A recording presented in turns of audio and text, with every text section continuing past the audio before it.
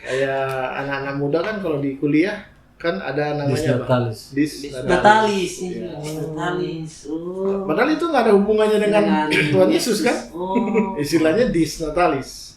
Bahkan Beberapa lagu-lagu Natal, lagu Christmas di luar negeri itu 80% memang suasananya yang dibicarakan, bukan soal Kristusnya. Iya.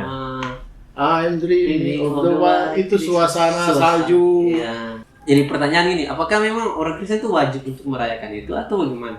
Sangat disayangkan orang cuma rayakan Natal, cuma suasana, tapi hatinya tuh nggak diisi oleh kehadiran Tuhan. Itu aja. Sebenarnya Natal itu kelahiran Yesus itu biasa aja. Biasa aja sebenarnya. Dia tidak wow pada waktu itu. Ini bagus, ini Doro mau potong tadi tuh. Itu tanggal, kan ada yang bikinnya tanggal di bulan November, habis itu Ibadah Pranatal tadi. Ibadah Pranatal. Pranatal. Itu ibadah Pranatal. Gimana mau Tapi siap? kalau setelah tanggal 25 berarti ibadah Paskah Natal. Cuma dapat Kalau berbagi kasih tahun lalu. harusnya kepada orang-orang yang tepat, bukan kepada. Memang susah sih bilang orang yang tepat tuh apa. Janda pakai Kadang-kala Kalau janda kaya Kak? Janda kaya kan boleh. Yang paling bahaya tuh janda muda. Itu dia. Buat pertanyaan buat pendeta-pendeta, bagaimana tanggapan caleg-caleg yang datang di ibadah Natal terus dikasih panggung untuk bercerita? Kalau pecah jemaat situ kan nggak masalah. Nah kalau Jumat masih, tapi kalau ini Kalau dari luar, dari bilang luar kesaksian kata. mau kasih kesaksian tapi tiba-tiba kesaksian dan Kalau- kampanye. Ada tuh orang. Ada pertanyaan ini berarti kalau seumpamanya. Nah ini menarik buat kita.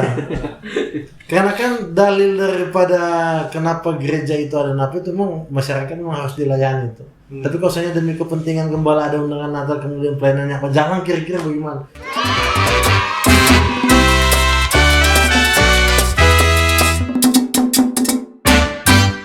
Oke, kembali lagi di Cuma Hamba bukan Hama. Kembali lagi setelah sekian lama. Iya. Ini kenapa ini baru kembali, apakah baru dapat somasi atau Sibuk. sibuk. Ada kegiatan masing-masing dan mungkin ada orang baru yang muncul, boleh kenalan. Ini dia ahli sejarah Kristen. Ahli kosmologi. Iya, kosmologi. Pembintangan. Sebenarnya udah ada video dia, cuma dicekal ya. Iya, permintaan secara pribadi. Karena dia takut. Soalnya di Cuma Hamba punya ini terlalu ofensif kan. Oh gitu ya. Cuma dia muncul lagi ini dan ya biasa, dia ibarat kalau jemaat di gereja itu tak biasa semua Natal-Natal baru. Iya, belum tahun. Coba perkenalan dulu. Nama siapa ini? Perkenalkan, nama Doni, asal Ambon. Oh ya. Ampun. Kalau presiden ini dukung siapa? Video ini akan diposting sebelum Natal, berarti sudah Menyangkut tahu. dengan Natal. Nah, menyangkut dengan Berarti Natal. editor kerjanya kerja berat ya. Iya, karena untuk diketahui ini tanggal berapa ini. Tinggal beberapa hari lagi Natal, jadi sudah dekat sekali. Mungkin temanya umum ini Natal biasa. Jadi mungkin sini kita akan bahas kan pemahaman orang beda-beda terkait Natal. Dari yang punya titel atau apa itu kayak pendeta kan beda dengan jemaat biasa saya punya pemaksaan Natal. Ya contoh mungkin makna Natal itu sebenarnya bagaimana? Secara Garis besar atau? garis besar Alkitabiah, sejarah atau apa? Mungkin nanti jelaskan. Coba dulu. Terserah saja. Coba, gua Andre dulu deh. Kalau Natal ini kita mulai dari sesuatu yang sebenarnya terjadi perluasan makna. Contoh kata Natal. Natal ini kan dia dari bahasa Latin yang diambil natalis artinya. Yang dimana ini tentang peringatan hari kelahiran. Jadi setiap orang ini masing-masing orang punya yang namanya natalis. Punya Natal. Jadi kita Natal itu hari kelahiran seorang Andre itu tanggal 14 November. Oh jadi Natal bukan spesifik tentang. Tidak, karena istilahnya itu memang itu makanya kita bilang tadi pertama terjadi perkembangan atau perluasan makna pengetahuan tentang Natal, di mana dia berkembang jadi yang dulunya dulunya mungkin cuman sebagai sesuatu yang ya berkembang di kalangan luas, tapi Natal ini jadi berkerucut kepada satu pribadi saja, yaitu Yesus Kristus. Jadi akhirnya walaupun dia berluas karena perkembangan zaman, tapi makna Natal itu jadi kerucut akhirnya. Spesifik hanya kepada satu pribadi, Yesus Kristus. Padahal makna Natal ini masing-masing orang tuh punya Natal, punya makna Natalnya. Nah, kalau kita tarik dari makna kelahiran Yesus Kristus, itu punya makna historis dan juga makna spiritual yang besar buat orang Kristen. Jadi DP makna teologis itu sesuatu yang bisa dikatakan bagi kita pribadi, kita percaya sebagai sebuah bentuk iman daripada janji Allah dari zaman dahulu sampai dengan akhirnya terrealisasi di zaman kelahiran Yesus sampai dengan hari ini. Nah, Natal dari pribadi ini yang hari ini menjadi sebuah referensi iman buat kita pribadi atau buat orang Kristen untuk mengingat suatu peristiwa penting yang nanti juga akan terjadi, yang akan Tuhan rayakan. Jadi memang start dan end daripada kedatangan dan kemudian kematian Yesus Kristus itu punya makna yang besar dimulai daripada makna Natal, derealisasi. Tapi sebelum dia terjadi Natalis ini, nubuatan tentang Natalisnya Yesus atau Natalnya Yesus ini sudah diceritakan di kitab-kitab para nabi. Jadi sebenarnya dia punya makna buat kita pribadi. Ini baru makna Natal toh. Dan makna itu sebuah pemberian yang memang tidak bisa diberikan oleh pribadi yang lain selain Allah sendiri. Jadi untuk kita pribadi begitu.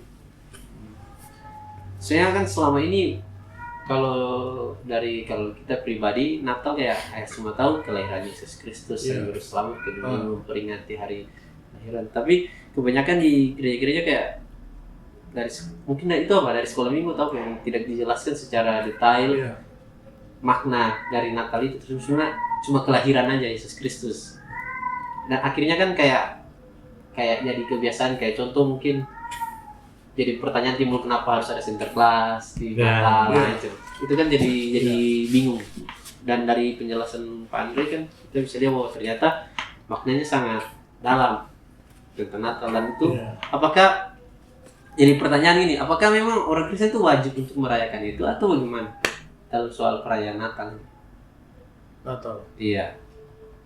Ya kan betul yang tadi Pak Andrea bilang bahwa Natal itu sendiri sebenarnya tanpa bicara tentang Yesus, Natal itu hari kelahiran. Kayak kayak anak-anak muda kan kalau di kuliah kan ada namanya Natalis.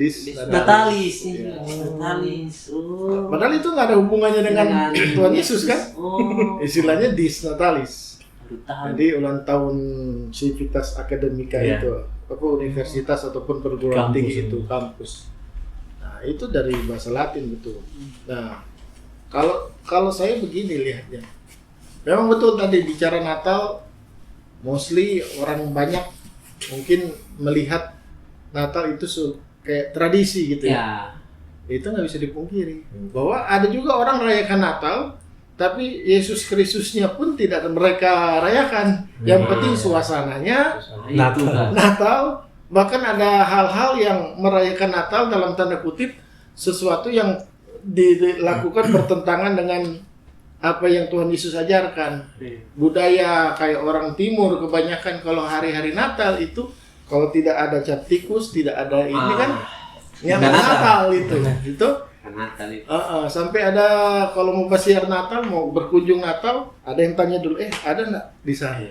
Itu sesuatu yang sebenarnya kan itu bertentangan kan dengan esensi tadi. Kalau kita bicara Natal itu gimana kita merayakan atau memaknai anugerah Allah yang diberikan, lahirlah. Ya, namanya kalau Natal itu bukan cuma kelahiran. Kalau saya lebih kepada paket tentang keselamatan yang Tuhan berikan. Dari kelahiran, kematian, kebangkitan. Pak Andre bilang dari itu kelahirannya sampai kematian. Tapi bagaimana orang mau merayakan kematian atau pasca atau kebangkitan tanpa kita singgung tentang kelahiran, Iya. ya kan? Tapi ya kembali ke soal tradisi tadi. Nah, jadi kita nggak bisa pungkiri ada orang yang rayakan Natal, konsepnya suasana, hedon. Yes, konsepnya kayak saya. Kita merayakan Natal tuh lebih ke kumpul keluarga. Iya, betul. Bahkan Kumpul lagu-lagu rock, Natal, iya. lagu Christmas di luar negeri itu 80% memang suasananya yang dibicarakan, bukan soal Kristusnya. Iya. I'm dreaming of the wild, itu suasana salju. Iya. Ada orang dia tentara sementara perang di ini, aduh kayaknya enak nih kalau pulang. Ini masih bertugas. Kan bukan soal Yesusnya. Ya.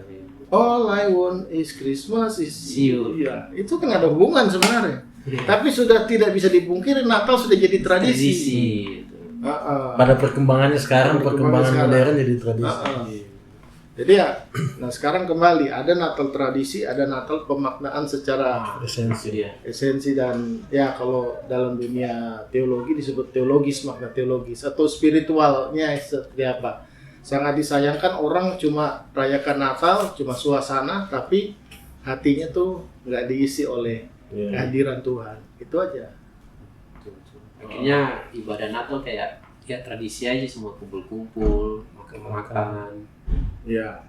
Apakah mungkin itu tidak salah, tapi Tidak salah. lebih daripada itu makna seharusnya yang orang harus maknai dalam Natal itu harus tentang mengingat bagaimana Yesus lahir atau Iya. Itu pun nggak salah karena merayakan Natal dalam konsep suasana ada positifnya juga, ya kan? Iya. Keluarga yang jauh Iya. tiba-tiba pengen pulang jadi kumpul keluarga lagi sama-sama. Tapi ya sangat disayangkan kalau ada hal-hal yang nggak sesuai gitu, kayak miras atau yang lain yang merugikan diri sendiri Iya. atau merugikan orang lain. itu check-in tuh malam Natal. kayak Paskah. Iya. Apa hubungan Paskah sama cewek-cewek pakai baju seksi dengan kayak kelinci begitu? Kelinci, Ya ya. kan? Ada itu kita Sama dia pakai baju seksi, pakai topi Sinterklas kan ada juga. Tapi kalau Sinterklas itu sendiri itu apa? Itu apakah hanya budaya Barat saja kah atau bagaimana? Sebenarnya kalau bilang budaya Barat sekarang hampir semua negara melakukan itu, yang mengadopsi itu sebagai sebuah citra Natal. Apa yang Kak Olan bilang tadi, kita berangkat dari garis yang Kak Olan kasih bahwa ketika dia jadi tradisi, maka tradisi itu kan lahir karena yang pertama kebiasaan yang dianggap bahwa ini kayaknya ada sinkronasi, ada hubungan dengan Natal. Nah ini yang perlu orang klarifikasi bahwa sebenarnya Natal itu kelahiran Yesus itu biasa aja sebenarnya, dia tidak wow pada waktu itu. Ini bagus, ini Doro mau potong tadi tuh. Tapi TikTok mau rame tadi. sekarang begini, kenapa kita bilang biasa aja? Karena kelahiran Yesus itu suasananya mencekam. Oh iya betul. Situasinya itu diburu, bukan, situasinya itu bukan situasi perayaan kayak sekarang. Sekarang kan celebrate, orang menyambut kedatangan itu dengan sukacita. Tapi pada waktu itu yang menyambut Yesus itu adalah kematian. Karena terbukti waktu 3 orang Majusi itu datang, Herodes dan Dikte, anak dari baru lahir sampai dengan umur 2 tahun itu harus dilenyapkan atau harus dibunuh. Jadi Natal Yesus itu kalau mau dibilang pada waktu itu orang menganggap biasa aja. Tidak ada sesuatu yang kayak sekarang ini. Spesial kan begini. Dianggap kemudian harus diingat. Bahkan Yesus sendiri tidak menjadikan ini sebagai sebuah ajaran untuk diperingati. Di mana ada di Alkitab bahwa dia bilang ini harus ditetapkan sebagai perayaan Natal. Iya. Tapi tahun 182 Masehi ketika Kristen berkembang, ada seorang bapak gereja bernama Irenaeus menyebutkan untuk kita mengecek kembali situasi perjalanan kekristenan karena ini 182. Iya. Ini sekian seratusan tahun ini bertumbuh Kristen. Abad pertama ya, Iya. Abad pertama masuk abad kedua. Nah, di situ kemudian disuruh bikin sebuah penetapan tentang hari kelahiran Yesus Kristus hanya untuk sebagai sebuah peringatan atau kemudian apa kalau mau bilang kayak meditasi untuk momentum untuk kita mengingat kembali sampai dengan pada kematiannya. Itu untuk jadi sebuah peringatan karena memang dari sebuah perayaan orang Kristen yang paling orisinil itu Natal. Natal paling orisinil. Contoh Paskah. Walaupun DP makna adalah kematian Yesus, tapi pas kayak itu perayaan orang Yahudi. Iya, betul. Thanksgiving-nya orang Yahudi. Apalagi yang orang biasa rayakan, itu rata-rata berkaitan hubungan eratnya dengan kebudayaan-kebudayaan orang Yahudi. Tapi kalau Natal ini, orang Yahudi tidak merayakan. Karena makna Natal buat orang Yahudi biasa aja, orang nggak mengerti. Tapi buat kita kekristenan, makna Natal ini sampai dengan hari ini itu punya makna yang Kak Olen bilang tadi, dia sepaket dengan yang namanya keselamatan. Jadi Kristen Yahudi beda tuh. betul. Nah, berkembang di modern ada instrumen-instrumen liar yang masuk di dalamnya. Contoh yang orang bilang begini, ada yang namanya perayaan Dewa Matahari. Des Natalis Solar Invictus. iya, atau Solis Invictus belum sebutan itu. Jadi dia masuk ke dalam kemudian menjadi kayak hari ini ada tuduhan-tuduhan. Yang pertama tuh tahun 1700 sampai 1800 itu Paul Jablonski orang Jerman itu menuduh bahwa Natal itu adalah perayaan Dewa Matahari yang diubah. Padahal sebelum ada statement itu 182 itu so ada DP apa kayak berita soal itu. Iyo, DP perintah tentang hal itu so ada oleh bapak-bapak gereja. Nah, ini Sinterklas itu adalah kebudayaan yang berkembang karena zaman juga pada waktu itu ada seorang namanya Santo Nikolaus. Dia pengen berbagi tapi dia makanya kan baju Sinterklas itu kayak badut sebenarnya. Jadi dia ya cari yang menyamar lah. Nah, bukan cuma Sinterklas, sampai dengan yang Kak Olan sebutkan tadi tentang masalah miras dan sebagainya itu bahkan ini serius. Natal juga itu. Itu serius Natal. Instrumen yang sebenarnya nggak alkitabiah tapi masuk karena perkembangan tradisi dari budaya-budaya yang dimana itu ada orang yang karena Natal tapi kumpul kayak harus baju baru, hadiah itu kan Ya, instrumen-instrumen yang budaya. kadang-kadang juga ya sering memberatkan betul orang-orang kayak sampai bawa utang, pinjol, beli Ya, Natal, itulah.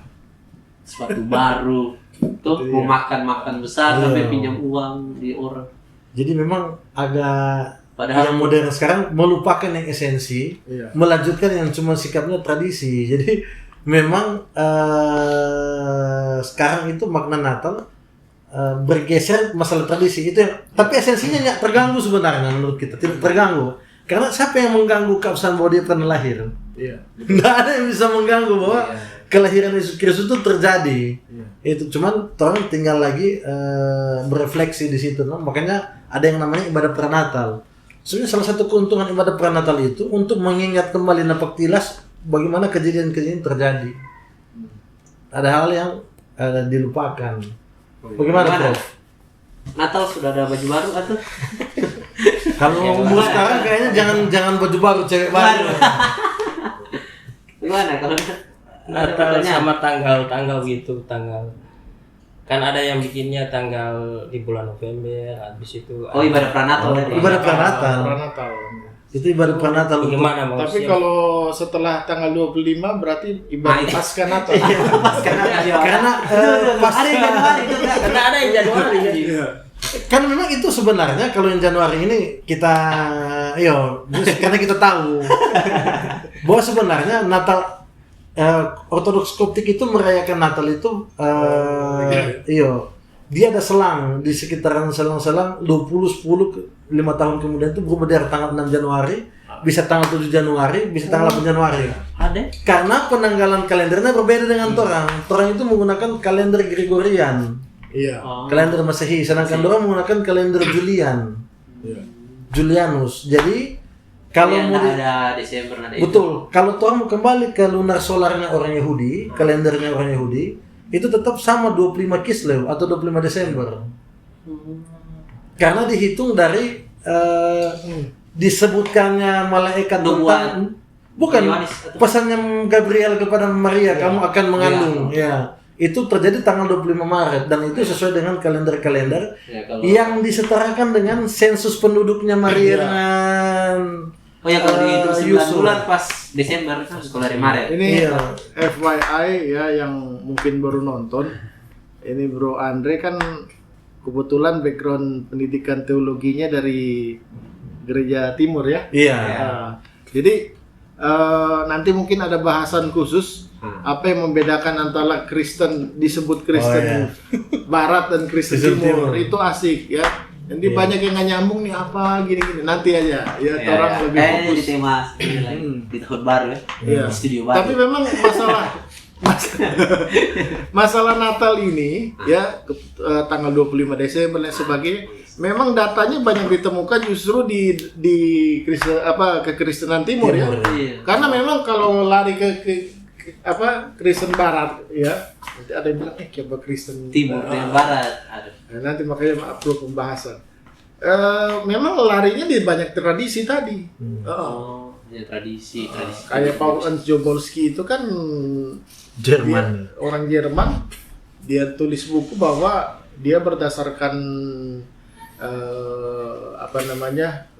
tradisi Solar Invictus tanggal 25 Desember. Padahal sebenarnya betul data itu sebelum 4 Masehi itu ketika Kaisar Agustus ya itu kan ada yang bilang bahwa itu adalah adopsi dari perayaan Dewa Matahari supaya orang Kristen ada perayaan, ya udah kita modifikasi. Tapi sebenarnya data ke abad ini ada juga yang merayakan sudah tadi 1880. Nah, itu nanti kalaupun itu boleh dicantumkan ya. Iya. Kan? Ada kok DP gambar sama kalender. Karena memang hal ini sampai hari ini kita heran karena sebenarnya di Google ataupun YouTube dan sebagainya banyak yang bahas tentang masalah, tapi masih ada golongan-golongan gereja dan pendeta tuh masih menganggap bahwa 25 Desember itu bukan. Iya. Kemudian juga mitos-mitos Natal ini kita sekalian bahas Jo tentang kelahiran Yesus. Kalau mungkin kalau sebagai gembala kan lihat atau sampai hari ini sebagai orang Tuhan, kalau diundang khotbah kan selalu ada kayak visualisasi Natal itu Yesus di kandang. Klarifikasi juga bahwa Yesus itu tidak lahir di kandang seperti yang orang lihat di visualisasikan itu. Dia tidak lahir dalam kandang, dia betul dalam palungan, tapi bukan di kandang. Dia lahir berdasarkan nubuatan Mika pasal 4 ayat 8 bahwa berbahagialah engkau wahai menara kawanan domba. Migdal Eder. Lahir di Migdal Eder di dalam palungan itu. Jadi dia lahir di Migdal Eder. Yang kedua, para gembala yang disebut dengan gembala, banyak sekali pendeta yang khotbah, gembala adalah kaum yang hina. Gembala yang mengembalakan domba pada waktu itu bukan gembala sembarang. Karena Migdal Eder itu adalah tempat di mana domba-domba khusus untuk Paskah, kemudian domba-domba yang korban Kamis dan juga itu yang jaga para imam-imam itu yang mengembalakan. Itu sebenarnya. Yang kedua, kalau mau bilang turun salju, coba cek geografis iklim Bethlehem kalau ada salju. Dia musim dingin, bukan salju. Itu memang kan ada semacam keberatan dalam dunia teologi yang beranggapan bahwa nggak mungkin turun salju. Tuhan Yesus lahir bulan Desember. Dingin turun salju. Karena itu 2 Desember adalah apalagi di padang belantara, padang rumput situ tidak mungkin adanya gembala-gembala yang ada di padang. Karena pasti mereka di rumah atau karena dingin, salju. Padahal kalau kita mau lihat lebih teliti lagi, memang sih untuk daerah Timur Tengah memang mungkin tidak seperti orang yang ada di tropis ya yang ini. Apalagi yang di barat kan. Suhunya memang cenderung lebih dingin daripada di sini. Tapi bukan berarti pernah memang Bethlehem bersalju, tetapi tidak selalu bersalju. Dan betul lah Migdal Eder tadi adalah tempat menara kawanan domba. Jadi itu tempat yang sebenarnya domba kurban. Ya, sebagai apa sih kalau sekarang mau bilang area boleh dibilang sebagai peternakan ataupun tempat di mana domba-domba itu harus tempat aman, tersedia. Ada terus peternakan begitu. Ya, memang mungkin visualisasinya kandang yang hina, tapi sebenarnya itu tempat di mana ya inilah artinya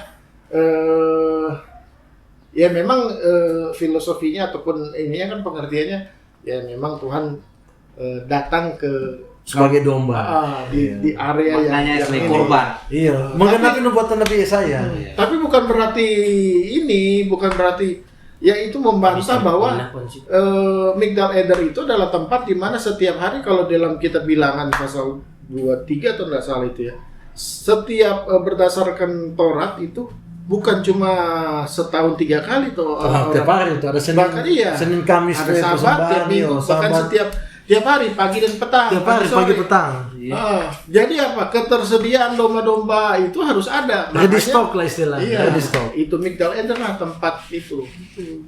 Jadi seperti itu. Jadi memang bantahan-bantahan tuduhan-tuduhan itu sebenarnya sopata. Yang bilang salju.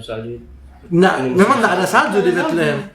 Yang ada salju bilang tadi Bethlehem itu karena penipuan angin dari gunung Sinai yang tinggi itu. Ada pernah, tapi tidak selalu bersalju. Dan apa salahnya kalau dalam artian untuk peristiwa sesuatu yang besar, yang artinya ini bicara supranaturalnya Tuhan Allah yang kita sembah ya. Kemudian ketika putra Natal Yesus Kristus mau lahir, dia bikin sesuatu yang spektakuler gitu kan, sedangkan malaikat bala tentara sorga aja dia menyanyi itu. Nah sekarang kalau cuma cuaca, apa susahnya kalau mau bikin toh? Iya, betul. Jadi cuaca yang mendukung lah, yang untuk kelahiran. Ya kan? Kalau untuk sesuatu yang besar, kenapa itu bukan campur tangan Tuhan? Tidak ikut campur tangan di sana kan begitu. Itu aja. Jadi itu membantah. Dulu memang kita berpendapat juga seperti itu sebenarnya. Kayaknya sama sih Kak. Awal-awal tetap begitu karena kan nggak tahu. Belajar lagi. Ya betul juga. Tahu. Artinya 25 Desember valid. Bahwa Yusuf SD sekolah itu. Kita tiap drama dapat ini terus Cuma pemuka mahkamah Yahudi dah. Dapat ahli Taurat terus. Kalau itu jadi orang Majus. Apa? Pohon yang bergoyang. Begitu. Tapi kita jadi Yusuf pas dulu punya latar memang salah juga. Itu waktu sekolah minggu. Sekarang salah juga.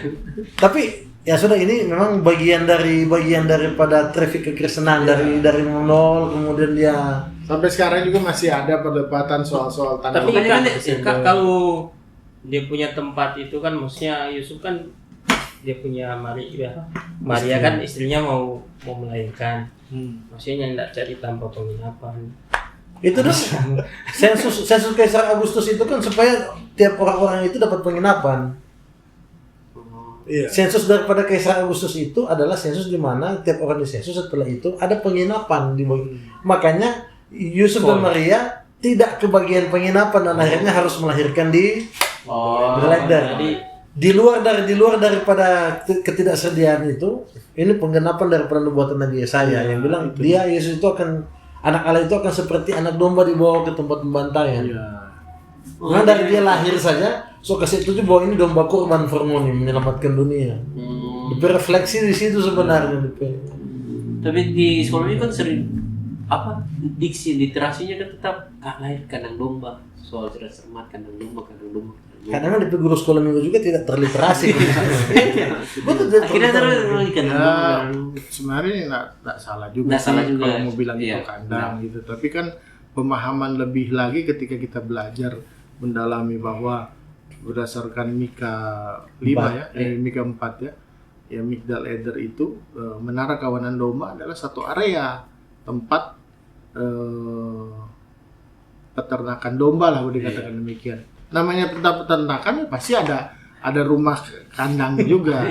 Cuma mungkin tidak seperti karena kalau ada tempat makanan lahir di palungan, tempat makanan binatang atau domba, ya pasti nggak mungkin di kamar kan, pelihara domba di kamar. Setidaknya itu mungkin ada gua atau gimana gitu kan, yang merepresentasinya, tapi bukan dalam artian kandang seperti konsep kandang visualisasi sekarang gitu. Jadi itu seperti itu. Bukan sama tanpa makan babi kan.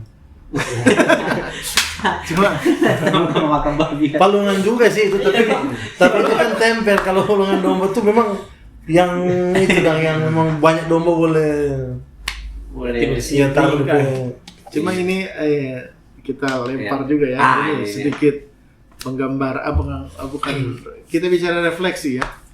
Ada gereja-gereja yang merayakan Natal gitu memang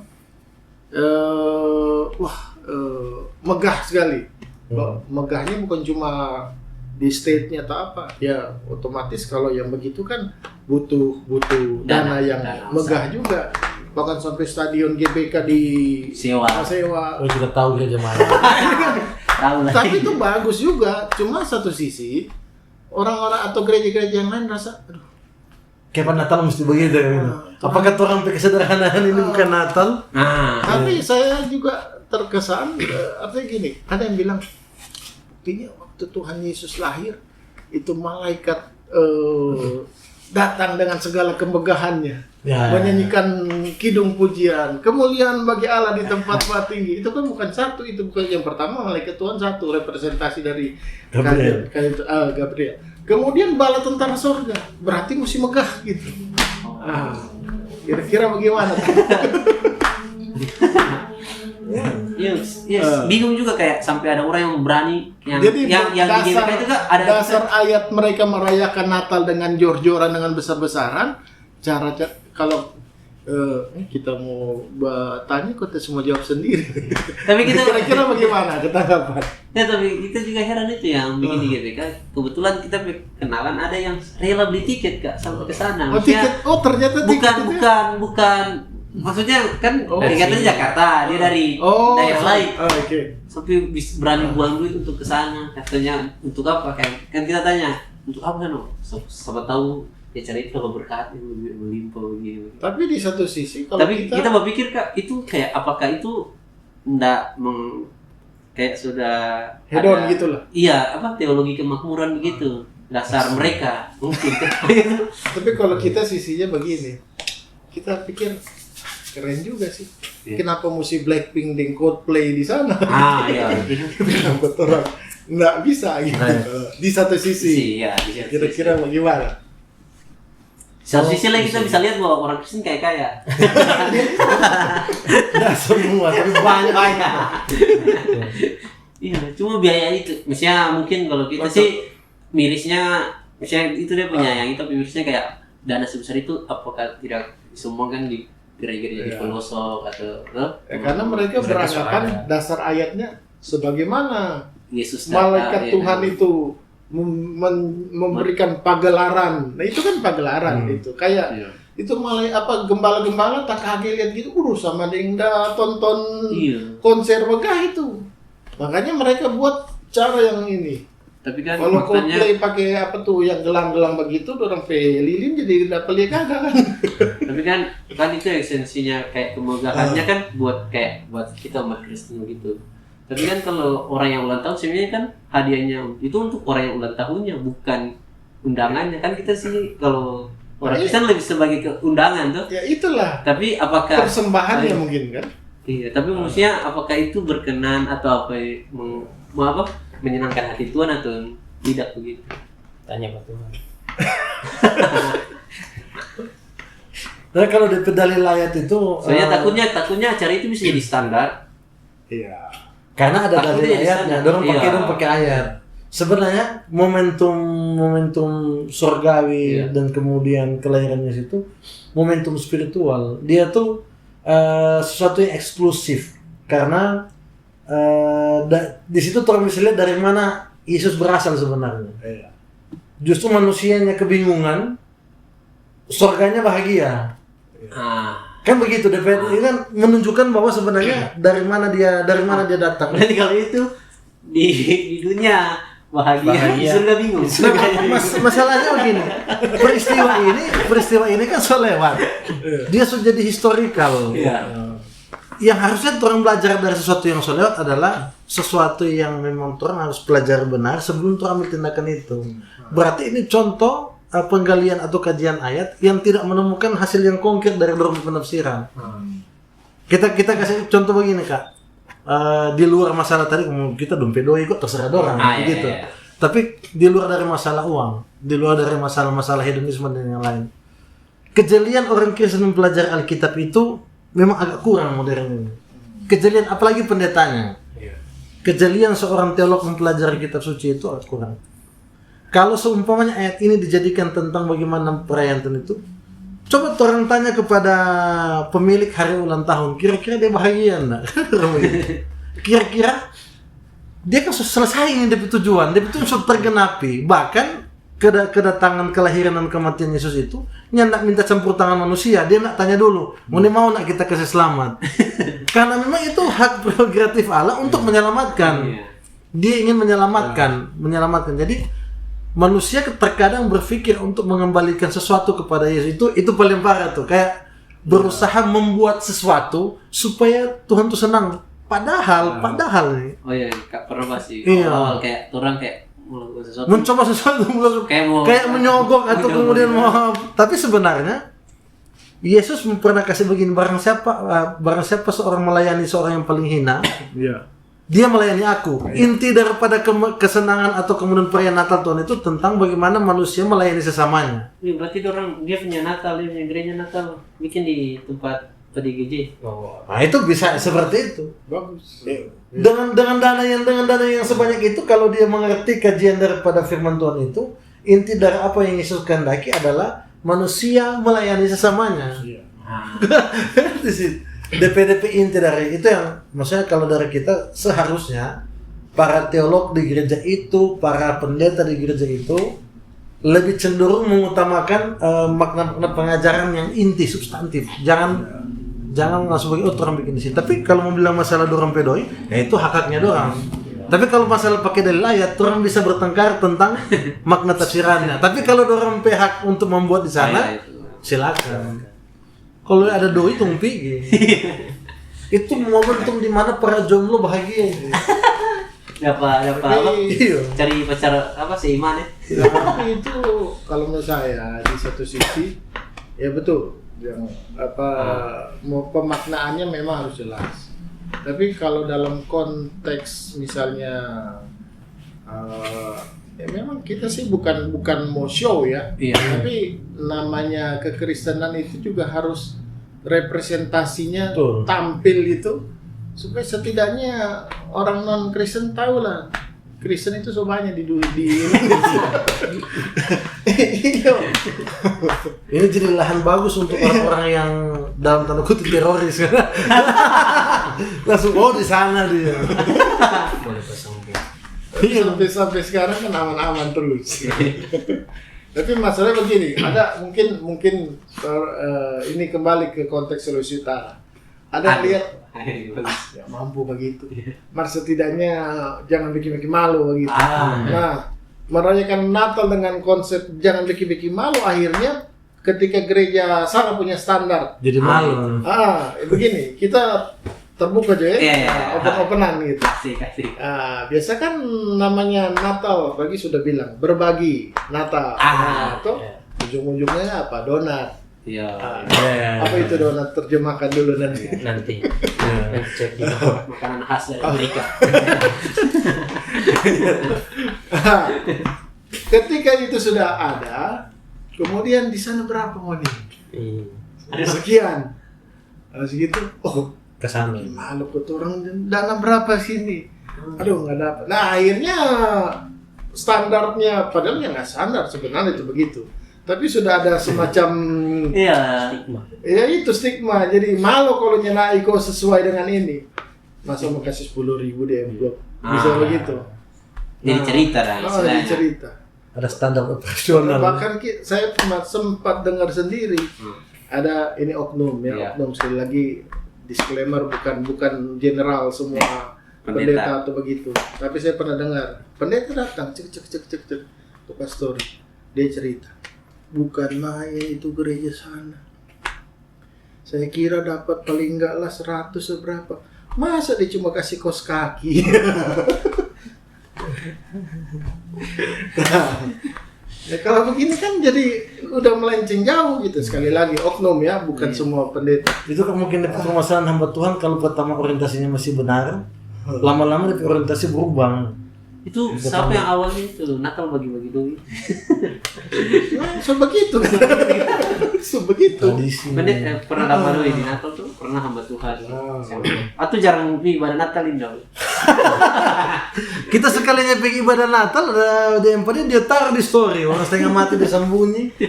Jarang ikut ibadah Natal kak. Karena Takut dapat kos kaki. karena Kes kaki 10.003. udah banyak di. Sebenarnya mungkin karena kalau dari kita pribadi kita semua mengerti makna Natal itu apa, jadi tidak terlalu mengejar. Memang di Desember ini ada beberapa kayak komunitas atau ministry atau gereja undang. Cuma memang kita sekali lagi kita pewarna ini memang agak tidak, maksudnya tidak semua menyukai karena kan tidak semua orang suka dengar pengajaran atau sesuatu yang sifatnya kajian. Iya. Paling banyak Natal begini yang dorong tunggu sebenarnya bukan DP khotbah. Yang dorong tunggu DP ramah tamah untuk semua bisa fellowship lah, makan ngobrol. Sebenarnya orang hamba Tuhan itu mesti jeli di sini. Kalau kayak memang momentumnya Natal atau khotbah gereja atau apa ya khotbah aja, maksudnya sesuatu yang dipersiapkan. Nah itu yang membuat kita tidak. Tapi kalau umpamanya kayak kita memang di hari itu free, kemudian dapat undangan dan bisa pergi, kita pergi. Ya kan banyak kita dapat undangan Natal ini bukan undangan Natal supaya berkhotbah. Justru kita undangan Natal itu diundang sebagai tamu. Setelah itu justru orang banyak bertanya. Jadi kayak memang sebenarnya di situ yang orang perlu tahu memang. Kalau tuh semua mengerti makna Natal, maka tuh nggak akan memperdebatkan sesuatu yang sifatnya remeh-temeh. Tapi memang ini yang susah, yang apalagi konteks kita di sini di Sulawesi Utara, apalagi ada denominasi gereja tertentu yang memang karena sudah ada semacam standar baku begitu, padahal bukan standar sekali saya bilang, cuma karena kebiasaan. Tadi Kak bilang akhirnya ketika yang dibikin berubah, orang akan cerita, oh di sana begitu. Enakan di sini. Gitu. Sudah komparasi. Padahal sebenarnya Natal bukan soal siapa lebih banyak. Satu. Soal berbaginya bukan hanya soal doi gitu kan. Barang. Bukan soal nominal atau berbagi sukacita. Makanya kalau angka baiknya sebenarnya Natal nggak usah pakai standar, dalam artinya nggak usah hal yang baku. Betul, itu hari ini bikin pagelaran misalnya ada dana. Minggu berikut orang pergi di panti asuhan atau apa. Nggak usah jadi patokan bahwa harus begini terus. Kalau bagi kita. Iya, itu biasa. Ini Natal umum. Berikut orang bikin Natal di rayon-rayon misalnya gitu. Tapi supaya ada suasana baru. Oh, keresahan ini. Keresahan. Tapi kan cuma rayon keresahan ini. Tapi kan itu Kak, bisa jadi itu juga yang kayak jadi problem juga kayak Natal ini tuh Natal tahun lalu lebih bagus daripada Natal tahun ini. Nah, itu. Bisa jadi timbul itu di masa turun cuma begini tahun lalu bikin Natal. Ya, karena esensinya udah salah. Iya, makanya itu seharusnya sepikir Natal gitu.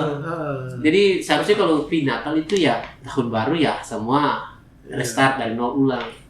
Nggak usah ingat-ingat yang atau gimana Kak? Dia punya solusi untuk orang-orang yang begitu apa? Bahwa Natal fokus ikut acaranya atau?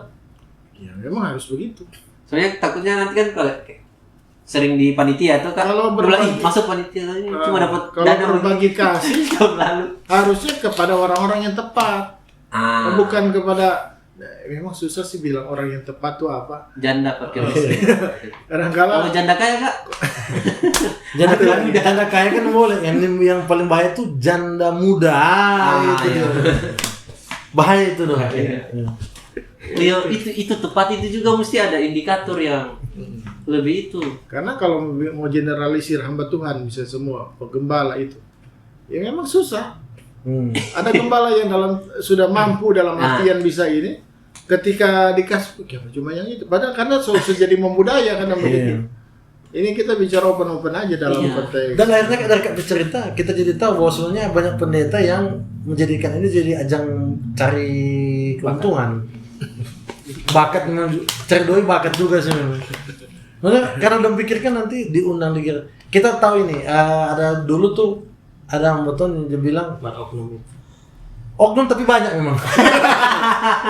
Oknum kan bukan berarti juga minoritas, bisa jadi oknum itu minoritas. Kalau bahasa Inggris oknumnya pakai S. Jamak dan jamak kuas. Jadi dorang-dorang ini yang coba aku bilang di gembala ini dia kasih sekian atau kayak begini kasih begitu dong. Jadi akhirnya dorang berharap, bahkan ini kita datang kita pikiran juga dari dulu tuh kita paling pasti ada pendeta yang biar dia diundang dia selalu datang kemudian saya tunjung guys supaya diundang untuk ya gitu. Banyak kita lihat begitu, makanya kita memutuskan untuk keluar dari circle-circle yang begitu. Kalau kita memutuskan keluar, tapi kalau memang ada orang yang memang kayak dorang kan memang mau keluar bagaimana, memang maksudnya dong di situ. Taruhannya itu orang-orang yang digembalakan, orang-orang yang memang itu taruhannya. Kalau kayak orang begini yang freelance yang memang belum ada apa, iya punya hak-hak tertentu. Berarti kan kalau yang bagi-bagi ke gembala ini kan kayak mau persiapan untuk amplop-amplopnya kan pasti sudah tahu ini paling sebentar 20 gembala yang datang atau 20 peneliti yang datang. Nah, kalau tiba-tiba pas di acara terus lebih dari 20 itu bagaimana Kak? Panitia yang Oh di sini begitu, terus pindah gereja. Pindah denominasi. Nah itu benar Kak. Tiba-tiba ini kasih lebih kebanyakan. kalau sekarang agak terbantu panitia karena ini musim caleg kan. Betul juga kan? Pas dari momennya. Oh iya betul. Kelahiran Yesus Kristus bersama-sama dengan kelahiran para pembohong-pembohong yang baru. Sekarang pertanyaan Kak, bagaimana pendapatnya? Buat pertanyaan buat pendeta-pendeta, bagaimana tanggapan caleg-caleg yang datang di ibadah Natal terus dikasih panggung untuk bercerita?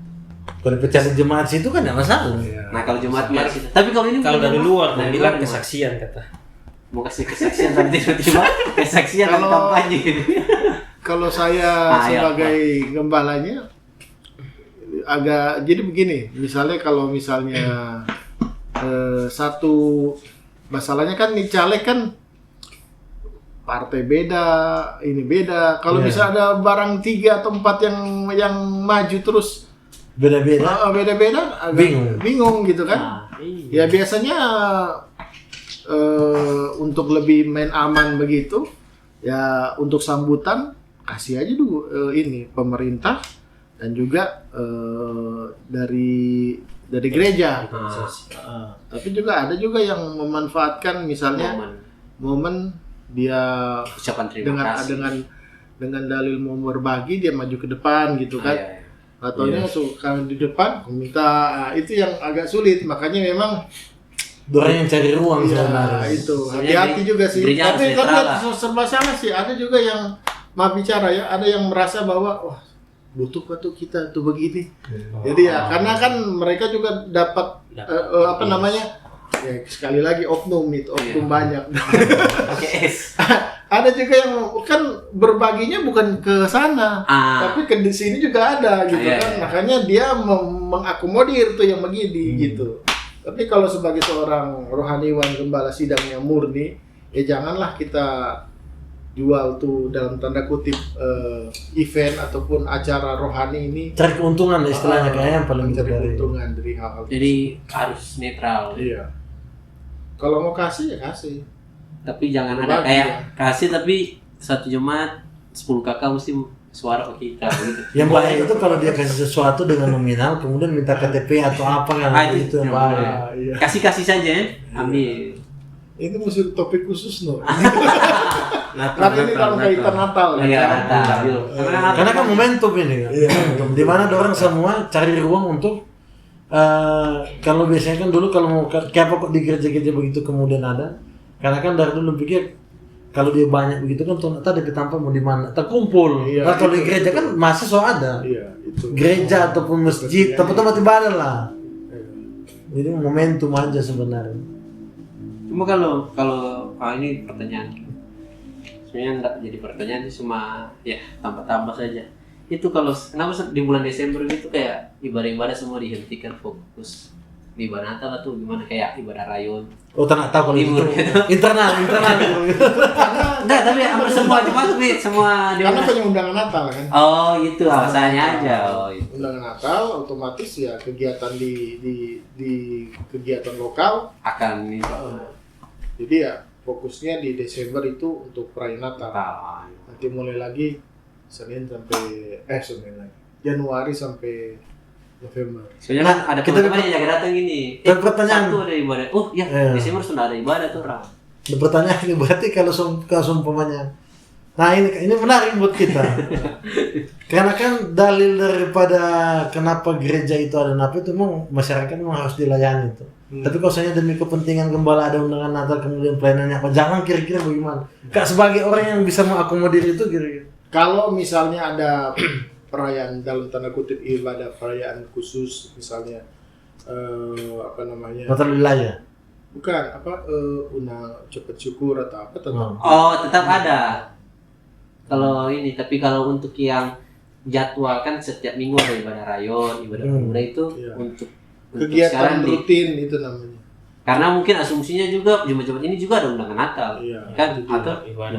tetap ibadah. Sama nih kalau dikembangkan ibadah-ibadah kolom orang Ayo, itu menghentikan sementara. Nah itu kita masuk perspektifnya untuk orang yang artinya kalau kan so memang Iya. dengan jumlah pengembalaan yang menurut kita ya ekstra lah rutin.